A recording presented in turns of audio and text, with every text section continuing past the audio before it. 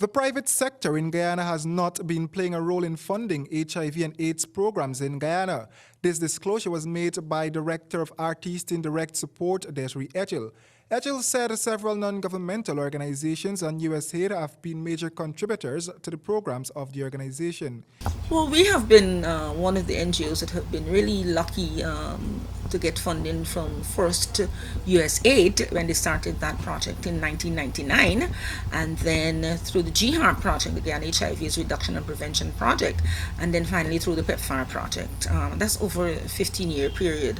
We have been lucky to get constant every year funding from the U.S. government and the peoples of the United States. Edghill also said that funding for the organization has dried up since the revelation that the virus has decreased in Guyana. That's over a 15-year period.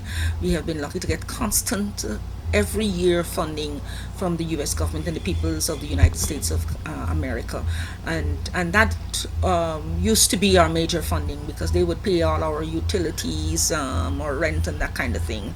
Over the years, because of the reduction in the funding, not only the funding was being reduced, well, I should say because the funding was being reduced, they kind of like prioritize what type of program they would fund to address HIV and AIDS in Guyana. And because in Guyana our statistics show that our HIV is mainly concentrated in what is called now the key affected population. Artists in Direct Support will be hosting one of its fundraising events in the next 2 weeks.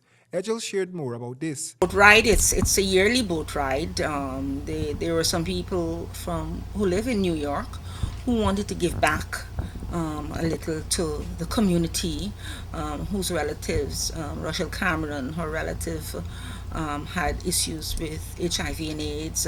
She had relatives who passed, and she thought that she wanted to give back to. Tickets for that event cost $2,500. The artists in Direct Support have been around for more than 20 years, assisting both adults and children affected with HIV and AIDS.